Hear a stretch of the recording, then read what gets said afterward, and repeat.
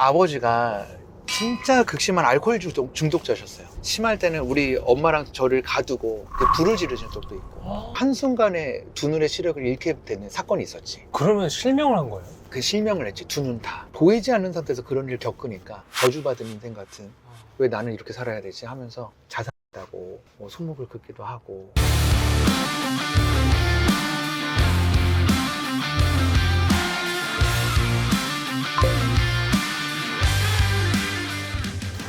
와, 어서오세요. 하이. 네, 안전벨트 매주시고요. 드디어 세상에. 미라클 택시에 탑승하신 것을 환영합니다. 아, 영광입니다. 대한민국 레전드 오브 레전드, 전 세계가 인정한 진짜 드러머, 지구 곳곳을 돌아다니며 음악으로 사람들에게 희망을 선물하는 드러머 리노님을 모시겠습니다. 와. 자, 어디로 모실까요? 제가 제일 좋아하는 케이크집을 거기로 한번 드리도록 하겠습니다. 가는 이유가 있을까요? 사실 제가 아내한테 4,000원짜리 케이크로 프로포즈를 했었어가지고 아, 진짜요? 오늘은 진짜 제일 좋은 케이크로 한번 선물해 주고 싶어가지고. 좋습니다. 저희가 그러면 한남동으로 모시겠습니다. 와. 같이 튀르키예 성지순례 갔다 와서 실제로 뵙고 그 형님 스토리를 이제 말씀해 주시는데, 어쩌면 내가 이 튀르키예 여행을 형님 부부를 만나기 위해서 내가 온 걸 수도 있겠구나, 이런 생각을 했어요. 이 형의 이야기는 내가 진짜 사랑하는 우리 미라클 구독자분들한테 정말 전달하고 싶다, 이런 마음으로 제가 좀 용기를 내서 제가 요청을 드렸습니다. 영광이죠. 제가 한국에 잘 없으시잖아요. 요즘에 어떻게 지내세요? 지금 달라스 투어를 한 달 동안 갔다가 시드니 또 멜번에 이틀 갔다가 한국에 도착하는 날 부산 갔다가 제주 갔다가 화성 갔다 왔습니다. 그리고 또 내일 모레 또 일본 갑니다. 아, 나도 좀 바쁜 사람이라고 생각하거든요. 아, 근데 진짜 넘사벽이다. 어려운 아이들, 이렇게 희망을 좀 포기하고 있는 아이들이 나를 만났을 때 변화되는 모습을 보면 사람 살리러 다닌 것 같은 느낌이 들더라고. 그것을 내가 딱 직면했을 때 너무 보람되고 설레는 마음으로 살고 있지. 우리 2018년도에 우리나라에서 이제 평창 올림픽을 했었잖아요. 그때 라이브 사이트 피날레 폐막식 단독 공연 1시간 동안. 거기는 사실 나 같은 사람은 올라가기 참 어려운 그런 라인업이 있어요. 거기가 그 평창올림픽 기간 동안 내내 했었거든. 근데 이제 라이브 세트의 이제 마지막 공연들을 정하는데 피날레 단독 콘서트를 1시간 20분을 하게 된 거지. 저 사람 뭐냐 하면서 이제 드러머 리노라는 이름이 이제 알려지게 된 좀 일이 있었죠. 드러머 리노님을 또 우리 미라클 구독자분들이 또 모르시는 분들이 있을 수 있을 것 같아요. 그래서 이제 형의 옛날 시절로 좀 돌아가 보려고 합니다. 형은 어렸을 때 드럼을 어떻게 시작하셨어요? 저는 9살 때부터 드럼을 시작했는데요. 이제 시골에서 자랐어요. 거기 이제 작은 교회 누가 드럼을 선물해주고 간 거야.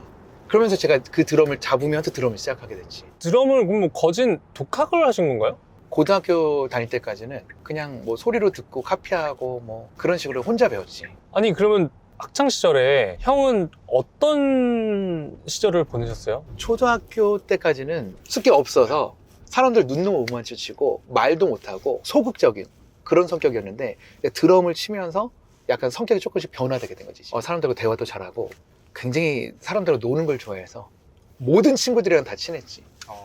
그 튀르키예에서 형의 이야기를 들으면서 와, 진짜 이게 눈물 없이는 들을 수 없는 이야기더라고요. 그런 어린 시절 이야기를 좀 오픈해 주셔도 될까요?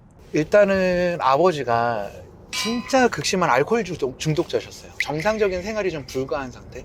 맨날 어머니와 저를 막 때리고 집 부시는 거 뭐 다반사고, 심할 때는 우리 엄마랑 저를 가두고 불을 지르신 적도 있고, 뭐 차로 막 남의 집을 막 들이민 적도 있고 해서 뭐 툭하면 구치소를 가시거나 그런 게 우리 아버지의 전 모습이었고, 어머니는 이제 암이 있으셨는데, 자궁암이 있으셨는데, 근데 어쨌든 우리 집안을 일으켜 보려고 이렇게 막 시골에서 장터에서 깻잎이나 이런 버섯 같은 거 몇천 원씩 파시는 일을 하셨지.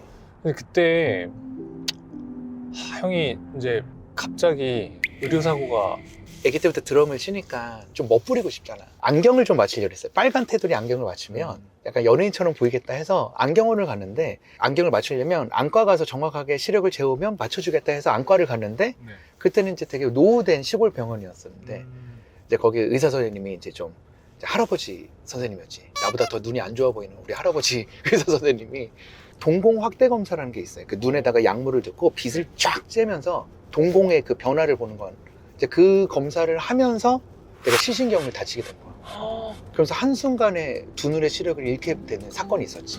그러면 실명을 한 거예요? 그 실명을 했지, 두 눈 다. 그렇게 됐을 때는 어떠셨어요? 이제 아침에 딱 일어났는데 방향을 못 찾겠는 거야. 어디가 문이고 어디가 벽인지를 모르겠는 거야. 그때 내가 공황장애 같은 게 확 왔어. 두려움과 아무것도 할 수 없는 걸 발견했을 때 이제 그때 완전 마음이 완전 무너졌지. 그런데다가 이제 아버지는 이제 더 술 먹고 더 이제 어머니를 막 괴롭히는데 보이지 않는 상태에서 그런 일을 겪으니까 이제 그게 쉽지가 않은 거야, 마음이. 저주받은 인생 같은. 왜 나는 이렇게 살아야 되지 하면서 그래서 그냥 죽지 못해 사는 인생을 살았던 것 같아. 그냥 그때가 이제 몇 살 때죠? 고등학교 뭐 1학년 2학기에서 2학년 때 이렇게 넘어가는 때였었는데 이제 엄마가 이제 밤에 혼자 우는 소리가 확대돼서 들리는 거야. 이제 눈이 안 보이면 이제 귀가 밝아지잖아. 그래서 내가 눈이 안 보였을 때 이제 엄마한테 좀 위로해주고 싶었는데 엄마한테 사랑한다는 말을 진짜 하기 싫었거든. 왜냐면은 내가 초등학교 4학년 아기 때 이제 아버지가 이제 흉기를 들으신 적이 있거든. 근데 엄마가 그때 이제 나를 두고 잠깐 떠나신 적이 있어, 집을. 엄마가 나중에 돌아오셨는데 엄마한테 이제 불신이 생긴 거지. 우리 엄마는 나 안 사랑해. 언제든 힘들면 놔두고 떠날 사람이야. 그랬었는데 이제 그때만큼은 그게 내가 엄마한테 해줄 수 있는 전부였던 것 같아. 엄마한테 사랑한다고 고백하는 거. 그때 내가 엄마한테 고백을 하고 정말 오랜 시간 만에 엄마랑 부둥켜하고 이렇게 우는데 그러면서 우리가 마음에 평안이 왔어. 아버지는 더 심하게 이제 우리 괴롭혔거든. 매일 그렇게 된 폭행과 그런 어려움 속에서 어떤 걸로 감사를 느끼신 거예요? 맨날 죽는다고 했던 애가 이제 엄마를 찾기 시작하고 엄마랑 대화를 하기 시작하니까 내가 변했다는 것 자체가 엄마가 삶의 소망이었어. 이제 아버지가 이제 조용히 주무시면 이제 엄마가 유리 같은 거 깨진 거 다 치우고 이제 두꺼운 이불 이제 뒤집어 쓰고 기도하는 거지. 하나님 오늘도 우리 지켜주셔서 감사하고 나 안 보여도 보여도 상관없으니까 우리 엄마랑 평생 이렇게 예배하면서 살게 해주세요. 이제 이게 우리한테 소망이었거든. 다시 앞을 보게 됐다고 들었는데 그 어떤 일이 있었던 거예요? 사실 이제 갑자기 보이게 된 건 아니고 거의 한 1년 가까이를 그렇게 살다가 어느 날 이제 아침에 일어났는데 이게 뭔가 이렇게 그림자가 막 지나가는 것 같은 거야, 눈앞에. 이게 서서히 뭔가 빛이 조금씩 보이기 시작하고 해서 병원에 갔지. 이게 이제 한 15cm 정도까지. 단어가 보이진 않았는데 이렇게 보이기 시작하는 거지. 와. 그래서 사실 드라마틱하게 빡 시력이 돌아오진 않았는데 그냥 모든 삶이 감사였어. 지금은 어떠세요? 지금은? 지금은 운전면허 좀 딸 때까지 이렇게 시력이 돌아왔어요. 사실 아직 장애인이긴 해요. 시진경이 완전하진 않지만 그래도 글씨는 읽고 얼굴을 알아보고 운전을 하니까 나는 불편함이 전혀 없지. 원래는 1, 2급 이렇게 있었다가 네. 지금 이제 5급으로 이제 경증으로 이제 바뀌었는데 그래도 이제 병원에서는 안 보였는지에 대해서는 정확하게 써 있거든. 시신경 손상으로 인한 시각장애 이렇게 써 있는데 왜 돌아왔는지에 대해서는 정확하게 명확하게 할 수가 없는 거야. 설명을 못 하는 거예요. 네, 그러니까 일시적으로 잠시 보일 수도 있고 이제 불안정한 상태일 수 있다. 형이 그렇게 이제 영화보다도 영화 같은 학창 시절을 보내고 본격적으로 이제 드러머의 길로 들어서게 되십니다. 드럼은 이제 어떻게 계속 쭉 치게 되신 거예요? 드럼을 좀 전문적으로 쳐보고 싶은 거야. 그래서 방송국 근처 가면 유명한 사람 만날 수 있겠다 해서 이렇게 대방역 근처에 가면 K본부라고 있잖아. 알죠. 버스를 타고 그냥 무작정 간 거야. 근데 잘못 찾아간 거야. 대방역을 방배역으로 잘못 찾아간 거야. 시골 사람이라서 잘못 찾아서 내린 곳에서 여기 음악한 사람, 유명한 사람 만나려면 어디로 가야 돼요 했는데 알려주는 거야. 역시 서울 사람들은 유명한 사람들 다 아는구나 하고 갔는데 우리 문영배 선생님을 만나게 됐는데 그 문영배 선생님 누구냐면 우리나라 1대 드러머. 우리나라에서 제일 유명하신 드러머를 만나게 된 거예요. 그러면서 드러머의 꿈이 시작된 거지. 뭐. 야, 이제 드러머가 되셔서 우리나라 유명하신 분들과 활동을 하셨더라고요. 한때 눈이 안 보였다가 눈이 보이는 거니까 근데 일명 눈에 뵈는 게 없거든. 그게 약간 겁도 없고 도전에 대한 그 두려움이 좀 덜했지. 그냥 실패해도 뭐 괜찮다 하는 마음으로 오디션을 보려고 찾아다녔지. 근데 첫 번째 오디션에서 굉장히 실패를 맛봤어. 신촌에서 미팅이 있었는데 신천으로 잘못 찾아간 거야. 지금은 이름이 바뀌었는데 야 진짜 서울은 너무 크고 너무 어려운 곳이구나. 그러고서 이제 억울해서 결국은 신천으로 갔어. 거기 홍대라는 곳을 갔는데 놀이터에 음악한 사람들 많더라고. 머리 긴 사람들. 형 같은 사람들? 누가 봐도 뮤지션이야. 그래서 저 형들한테 물어봐야겠다 해서 형들한테 가서 음악 하려면 어디로 가야 되냐, 따라오면 된다 했는데 따라간 곳이 바로 데스메탈의 세계였지. 손이 안 보이게 막 기타를 치더라고. 그래가지고 막 맞아가면서 막 그때는 형들이 술도 많이 먹고 진짜 폭력적이고 그래요? 막 굉장히 성질이 안 좋았어, 음악하는 형들이. 근데 내가 버틸 수가 있는 거야. 그 형들이 아무리 술을 먹어도 우리 아빠만치 먹지 않아. 그 형들이 아무리 욕을 해도 우리 아빠처럼 하지 않아. 우리 아버지는 정말 욕을 정말 잘하셨거든. 무슨 말이냐면 내가 그토록 이해할 수 없었던 그 학창 시절과 이해할 수 없는 그 시간들을 통해서 세상을 견딜 수 있는 힘이 되게 하시더라고. 야. 내가 눈이 안 보이다 보니까 귀가 밝았잖아. 내가 음악적 재능도 많았거든. 근데 이제 소리에 대해서 나한테 얘기를 하는데 내가 되게 잘 받아들이고 이해력이 높은 거야. 그러니까 형이 알려주는 대로 쏙쏙 내가 흡수하기 시작한 거야. 와. 너무 잘 알아듣고 하니까 형이 일거리도 하나씩 주고 하면서 내가 음악을 전문적으로 시작하게 된 거지. 그러다가 이제 방송 일 알바가 들어왔네. 이제 그때 H.O.T의 토니안 형님 라이브에서 스틱을 돌리면서 촥 했더니 PD들이 난리가 난 거야. 생방송에서 스틱을 돌리면서 던지고 하는 사람이 드물었거든. 생방송은 사고 나면 안 되잖아. 나는 정말 깡이 좋았거든. 방송국에서 계속 일이 들어오는 거야. 와. 다른 가수들 계속 함께 하게 되면서 방송국에서 살게 됐지 거의. 우리가 알만한 또 가수들 또 누구 계세요? 난 누군지도 모르고 찾아갔던 어떤 가수가 있었어. 근데 그 가수가 너무 잘생기고 춤도 너무 잘 추고 너무 완벽한 거야. 이건 신인 가수가 아닌 거야. 근데 그 친구가 지드래곤. 그래서 내가 디슬러브라는 그 뮤직비디오에 참여하기도 하고 아, 그렇구나. 또 테이랑 같은 베개라는 그 노래들을 몇 년을 하기도 하고 희성, 박기영 누나도 뭐 스토니 스컹크도 있어. 김정민 거의 한 40팀 넘게? 야. 그때 당시에는 뭐 세션 드럼을 쓴다 하면 진짜 민호. 훨씬 다 했던 것 같아. 아니, 그러다가 왜 드럼을 그만둬야겠다 생각하게 되신 거예요? 그때는 진짜 돈도 많이 벌고 진짜 잘 나갔거든. 돈을 많이 벌었을 때 한 달에 8천만 원을 벌게 됐었어. 순수인 그 거야. 당시에? 그러다 보니까 사람이 망가지는 거야. 내가 감당할 수 없는 돈을 딱 버니까 좋은 짓을 하겠냐는 거지.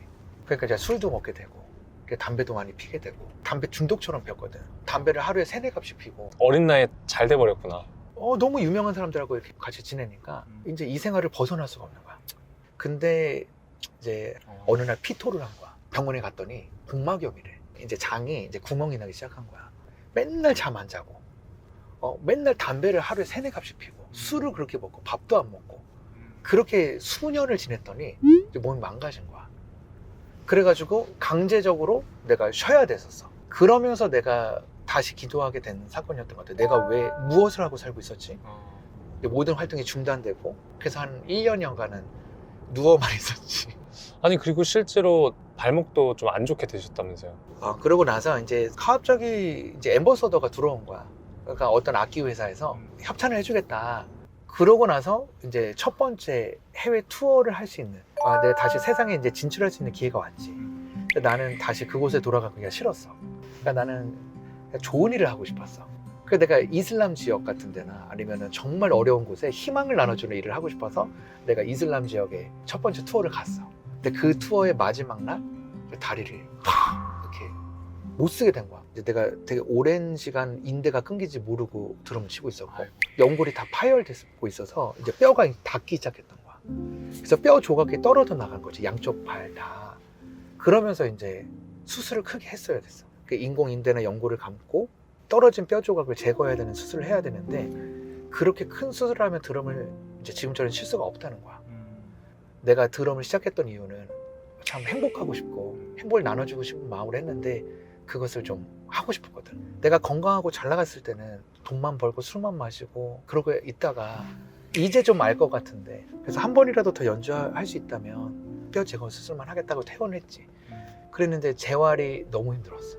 이제 휠체어에서 내려오는데 1년 넘게 걸리고 2다리를 동시에 수술했거든. 두 다리가 다 그랬던 거예요? 2다리 양발 다. 그래서 휠체어를 탔겠네. 휠체어 타서 형님 저보다 선배님이시네요. 이제 목발로 바꿨는데 이제 내가 내 스스로 5분을 서 있지 못하는 거야. 그렇게 막 2년, 3년, 4년 막 지났는데 드럼을 딱 밟는데 이게 다리가 감각이 없는 거야. 그 순간부터 겁이 났더라고. 난 인생 망했구나. 그러고 있는데 또 아빠가 엄마를 또 막 괴롭힌다는 소문이 막 들리고 내가 이제 힘들고 아프니까 내가 공황장애 걸린 거야.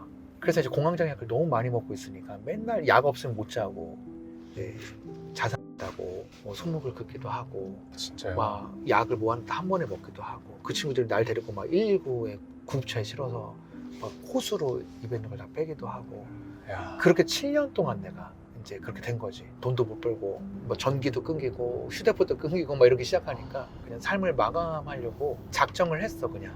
그때가 몇 년도예요? 그게 딱 2017년 1월 1일 되는 날이야. 내가 지금 죽어도 아무도 날 발견할 수도 없고 나에게 관심이 없겠다. 삶을 마감해야겠다고 생각했던 그 순간 어떤 분한테 연락이 오셨다고요? 그게 2017년 1월 1일 새벽이었어. 어떤 이모가 있었어요. 이제 널 위해서 기도를 했대. 근데 너는 왜 앨범을 안 내? 이러는 거야. 아, 이모 저는 이제 드럼을 그 정도 못 쳐요. 그랬더니 그 이모가 난 네 꿈이 이루어졌으면 좋겠어 하면서 내 아는 지인을 통해서 헌금을 한 거야. 나에게는 너무 큰 돈이었어 그때 당시. 나는 어떻게 해야 되지? 하나님의 뜻대로 해주세요 했더니 갑자기 내 손으로 이렇게 떠나보냈던 그 친구들이 찾아왔어. 음악하던 친구들이 와서 야 류나 너 새해가 되는데 뭐 할 거야? 하면서 막 찾아오는 거야. 너무 미안하고 고마운 친구들이었어. 그래서 내가 근데 내가 앨범은 내고 싶은데 내가 지금 다리도 안 움직여 이렇게 됐는데 그냥 느리게 쿵쿵쿵쿵 밟으래. 그래서 첫 번째 앨범이 나왔어. 근데 그게 이제 메이저 유통회사에서 희망을 잃지 않고 고난을 극복한 음악인으로 소개가 된 거야. 그러면서 갑자기 이제 외국에서 그 안드레아 폼필리오라는 디자이너가 있는데 그 오니츠카 타이거 신발 브랜드. 아 너무 잘 알죠. 예. 그 신발을 만든 사람. 야 그래서 그 안드레아 폼필리오가 한국 에이전시를 통해서 나를 찾았어. 갑자기 드러머 리노랑 패션쇼 하고 싶다고. 와 그때가 2월 달이었거든. 불과 한 달 만에 그 일이 생긴 거야. 그러면서 그분하고 15분 동안의 곡을 만들어서 이제 오니츠카 타이거 주제곡을 내가 내게 된 거야. 형은 그때 1월 1일 날 죽으려고 했었는데 그치. 그러고 그 다음 달에 아시아 어워즈상을 받았어. 그 ATA라고 올투게더 아시아 어워즈라고. 그 다음 달에는 그 미국 그 스틱 회사에서 인터내셔널 아티스트 중에 50명을 뽑아서 등재하는 피처드 아티스트 명단이 있거든. 그 피처드 아티스트는 다 정말 진짜 기라성 같은 정말 전설적인 드러머들이 있어. 거기 아시아인 최초로 등재가 되게 되지. 그래서 아까 처음 우리가 이야기 나눴던 평창 올림픽까지. 근데 그때 내가 어떻게 한 시간을 채워야 되나 라는 생각을 하게 된 거야. 왜냐면 나는 내가 실력 있는 드러머라고 생각 안 해. 브라질 사람보다 브라질 음악 잘할 수 없거든. 미국 사람들보다 재즈를 잘하기는 어려워. 근데 그때 내가 나의 이야기를 하게 됐어. 내가 눈이 안 보였을 땐 이야기를 내가 눈을 가리고 연주를 하면서 나의 삶의 나의 가장 아픈 부분들을 내 드럼으로 소개하게 된 거지. 왜냐면 나에게 주신 것들이 이제 나의 이야기잖아. 나의 고난을 통해서 음악으로 위로해주고 싶었어. 그래가지고 내가 평창올림픽의 라이브 사이트 피날레 단독 콘서트를 마무리를 지면서 내가 아티스트로서 존중을 받게 되지.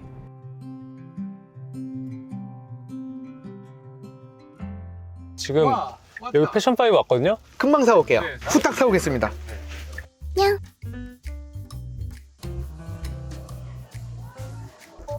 아이고 비가 너무 많이 와가지고 와우 이번에 4,000원보다는 훨씬 비싸 보이는데요?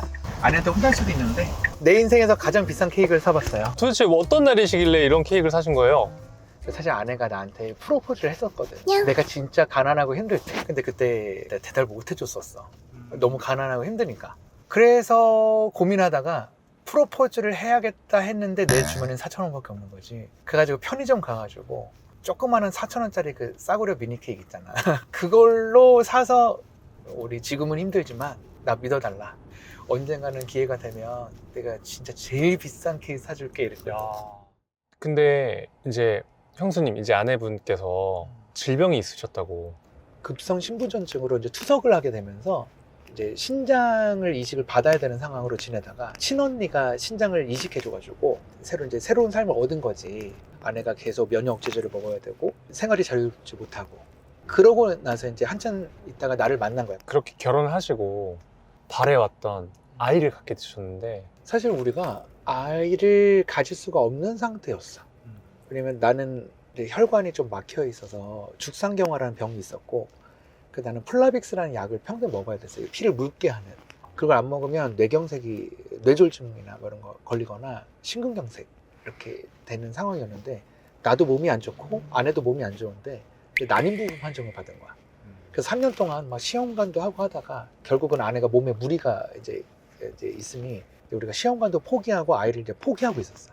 근데 이제 3년 반 만에 하나님이 우리에게 아이를 선물해 주셨지. 내가 너무 행복해서 하루에 3번씩 편지 쓰고 내가 아이 심장 소리 듣고 싶으니까 초음파 그 심장 듣는 것까지 사가지고 막 듣고 그렇게 이제 한 24주 이제 안정기에 들었지.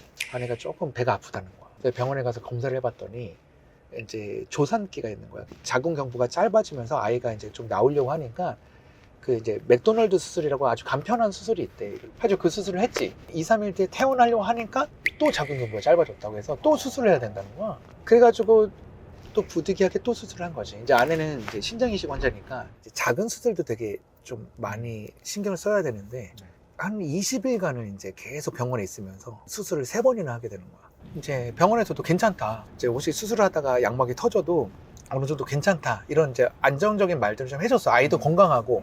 그래서 내가 어떤 봉사 이제 같이 이제 딱 무대에 오르는데 전화가 온 거야. 이제 아이의 사망 소식을 들었지. 이제 나를 가까이 못 두게 하더라고. 이제 사산된 아이를 분만하면 못 보게 하더라고. 그 정신적 트라우마 때문에. 이제 죽은 아기를 이제 포대기에 싸서 이제 울지 않는 아이를 데리고 나갔는데 그 아이의 유고를 가지고 이제 아내랑 갈 곳이 없었어. 그러니까 사산을 하면 산후조리원에도 안 받아주더라고. 아이가 없으니까. 집은 이제 아이를 위한 그 장난감과 이런 선물들로 있으니 집은 못 들어가겠고. 근데 어렸을 때부터 내가 있었던 모든 생각들을 다 이렇게 되짚어 봤더니 내 뜻대로 되는 일이 하나도 없더라고. 모든 인생들이. 그래서 내가 그때 이제 무슨 기도를 했냐면 하나님 어떤 일이 벌어져도 정말 좋은 크리스찬 미션으로 그러니까 죽은 아이들 살리고 싶다. 그 마음을 계속 그 안에서 내 혼자 되짚어진 것 같아. 근데 진짜 형의 이야기를 들으면 5명의 인생을 한 사람이 사는 것 같은 정말 우여곡절이 너무 많았던 것 같은데 지금의 형의 마음은 좀 어떠세요? 사실 우리 아이를 보내면서 또 일이 있었거든. 이제 아내가 언니한테 물려받은 신장이 또 죽은 거야. 그래서 또 투석을 하게 됐어. 엄마로서 아이도 보내고 또 신장도 또 잃고 또 투석을 해야 되는 그 마음이, 그래서 아내가 너무 많이 운 거지. 또 투석의 시간들을 또 겪어야 되니까 내가 그때 바로 얘기했지. 난 내 신장 주고 싶다. 근데 혈액형이 달라. 근데 그게 기적이었어. 하나님이 우리 매칭하게 해주셔가지고 내 신장을 이제 올해 이식시켜줬어, 아내에게. 근데 괜찮았어요? 완벽하게 괜찮았지. 이전보다 훨씬 건강하고. 그러니까 이런 생각을 해. 기적을 체험하려고 한다면 그 기적만큼의 어떤 일이 있어야 되지 않았을까? 너무 평탄하고 너무 잘된 인생 가운데서는 기적을 맛볼 수가 없잖아. 그 기적이라는 뜻은 있을 수 없는 일이잖아. 그러고 나니까 뭐가 다르냐? 고난이 축복이 되기 시작한 거야. 내 고난의 모든 시간들이 사람들을 위로할 수 있는 시간으로 바꿔주시더라고. 아이를 잃어봤더니 아이 잃은 사람들을 위로할 수 있게 되고, 장기 기증을 했더니 투석 환자들과 장기 기증자들을 위로할 수 있게 되고, 가정폭력을 많이 당했더니 우리 가정폭력 당했던 아이들이 날 보고 희망을 얻게도 되고, 이 모든 고난들이 남을 위로할 수 있는 축복으로 바꿔주셨어. 야, 진짜. 그러니까 우리에게는 아무리 기도해도 기적이 일어나지 않는 순간들이 있을 수도 있어. 누구에는 또 기적이 일어날 수도 있지. 우리가 너무 이런 것에 우리 인생을 걸다 보면 우리의 꿈을 잃어버릴 때가 있거든. 나는 그것에 우리의 인생을 걸지 않았으면 좋겠는 거야. 그러니까 나는 그래서 우리 시청자분들께도 우리가 소망대로 안 될 때가 참 많거든. 근데 거기에 주눅들거나 쓰러지지 않았으면 좋겠어. 아니, 근데 진짜 저도 공감을 많이 하는 게 이제 아픔이 있었기 때문에 다른 사람의 아픔을 같이 공감할 수 있는 것 같아요. 그러니까 내 안에 아픔이 없으면 다른 사람의 아픔을 사실 감히 상상하기도 어렵고 같이 공감하기는 너무 어려운 것 같아요. 아픔이 있기 때문에 우리가 같이 서로 친구가 되어주고 또 서로에게 위로가 되어줄 수 있는 거지. 그래서 뭐 아픔과 고통이 나쁜 것만은 절대 아닌 것 같아요. 네.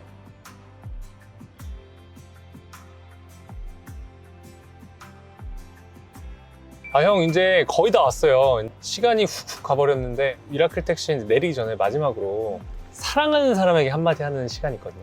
누구한테 하시겠어요? 우리 사랑하는 애기 조이에게. 부족하지만 아빠가 너무 잘하고 있다는 걸, 우리가 천국에서 만날 그날까지 너무 많은 사람들에게 희망을 주고 삶을 회복시켜주는 일에 포기하지 않고 달리는 아빠가 돼서 존경하는 멋진 아빠로 남을 테니 한 60년? 50년? 60년 뒤에 만나자. 그리고 우리 사랑하는 아내에게, 나는 사람들을 돕는다고 가끔 돈이랑 명예들을 이렇게 포기해야 될 때가 있는데 그것을 옆에서 동의해주는 우리 아내가 있었기 때문에 참 이런 일이 끊이지 않은 것 같아. 아주 좋은 무대가 오더라도 우리가 미리 약속된 그 작은 시골 아이들 만나러 가는 걸 포기하지 않았을 때 그것을 응원해주고 멋지다고 해주는 우리 아내가 있었기 때문에 진짜 많은 친구들이 삶의 회복이 되는 것 같은 그 마음을 나한테 나눠주거든. 너무 고맙고 여보에게 정말 멋진 남편이라고 불려지는 그 삶을 살도록 노력할게. 같이 함께 해줘서 고마워. 네, 감사합니다. 또 비 오는 날 어떻게 보면 약간 처질 수 있는데 오히려 약간 그 분위기 있게 같이 드라이브 할 수 있어서 너무 좋았습니다. 아이고 안 울려고 노력했는데 눈물이 나네요. 우리 모두에게 기적을 미라클! 예! 감사합니다.